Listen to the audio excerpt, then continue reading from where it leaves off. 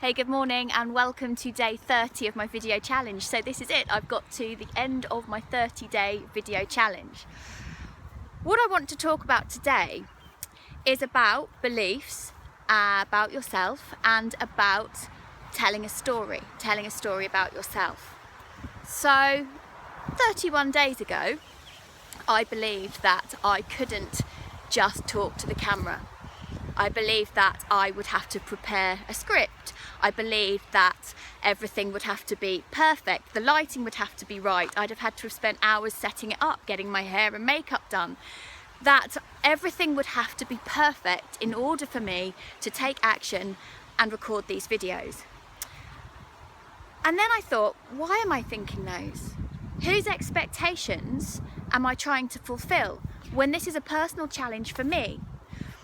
So, what did I do? I challenged those beliefs and I took action. And so what I want you to think about as I talk today is, what are the areas where you could take action and what are the things that are holding you back? Now I'm going to tell you a story. That's a story about me. There's actually two stories coming. First story is about a girl who didn't do very well at her A-levels. And the reason she hadn't done very well at her A-levels was because she was convinced she was going to drama school. Now, lots of people had sort of indicated, well, you probably won't get in when you audition. You aren't good enough, you aren't talented enough, you look a bit different, you don't have the right contacts. And if you do get into drama school, then you probably won't get any work because, you know, there's lots of people who look like you, white, British, middle class. You don't have a posh enough accent, you don't sound common enough. So many reasons why I wouldn't achieve my goal of getting to drama school in order to have the career I wanted as an actress. So I didn't get into drama school and then I messed up my A-levels. From there on, once I went to university and I got a degree, which was fantastic. I didn't feel that my degree was worth what I wanted it to be worth because it wasn't in the field that was following my passion and my dreams.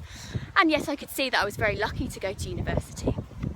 A few years on, I did go to drama school.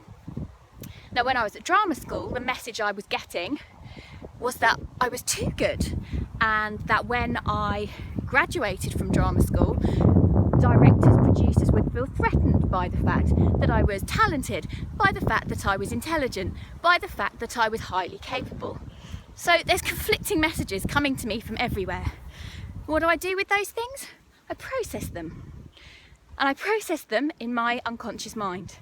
Skip forward a few years, I'd found it very difficult to make inroads in my acting career in the way that I had believed I deserved. But constantly, all these negative things: you're too good, you're not good enough, you look strange, you're a bit odd looking, you're not good enough, you're not talented enough, nobody likes you, you don't have the contacts, you don't have the money, you don't have the influence.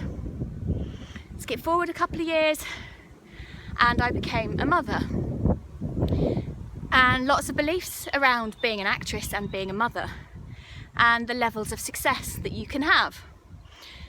If you want to be a good mother and what has to come first. I struggled with that for a long time. I struggled with that because I constantly had these beliefs that you couldn't be a good mother if you were going to be off performing, and you couldn't make any money if you were going to be performing. And all these things constantly to and fro round my head. Anyway, I then found myself in a wheelchair for whatever reason. And I was told, as I've mentioned before, that I would never walk again properly. Not that I wouldn't walk, but that I would really struggle and that I would never run. And I believed that for a long time. And so that's part one of my story. That's all about the limitations, the negativity, all of those things. Part two of my story is that I work every day as a well-paid actor in my specialised part of the industry, which is in voice, which allows me to work with top professionals all over the world, winning awards here, there and everywhere, speaking in Hollywood, speaking in London, and it allows me the ability to be with my children almost every single day at school pickup, at sports day, which was yesterday, and all of those things.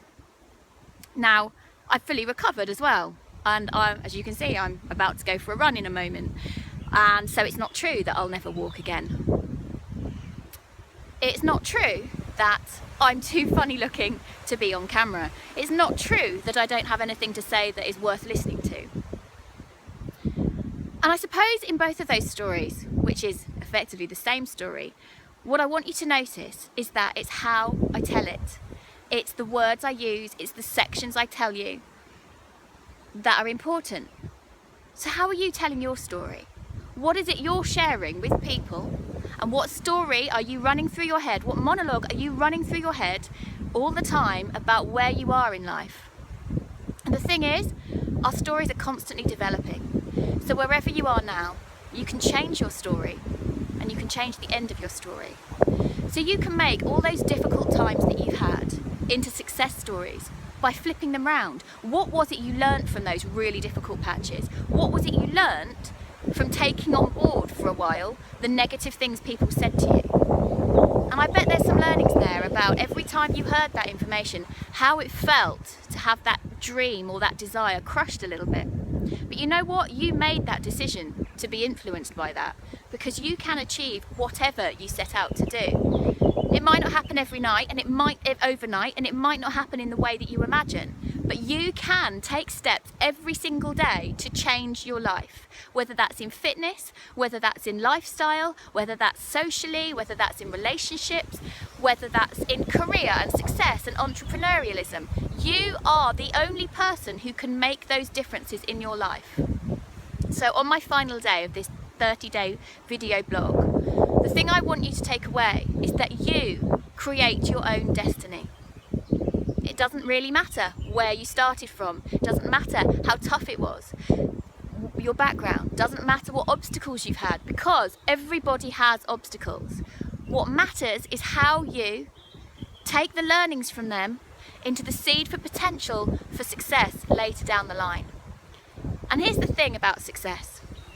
You define your own success. Everyone has their own model of what success means. So, what is stopping you from living the life that you want to live? Have a good long think about it and start telling your story a different way, in a positive way, about how your struggles and your difficulties have actually been challenges that you've overcome, and start living the best life that you can. And so that's it. So that's my last video for a little while. If you've enjoyed any of these, I would be so grateful for you to share with people that you know, and encourage people to visit my website www.successinlifecoach.com. So I will be running, and I do run courses in London, and I do Skype sessions with people one-on-one, or have people come to me one-on-one for success coaching, for life coaching, NLP, and for hypnotherapy. And what I'm very good at is holding people's hand through their journey of changing their life around and living their dreams, because that's what I've done. And I'm now telling a different story about my life and my struggles and my challenges into things that have really pushed me forward and changed my life and changed my viewpoints. So there we go. Goodbye for now. Bye bye.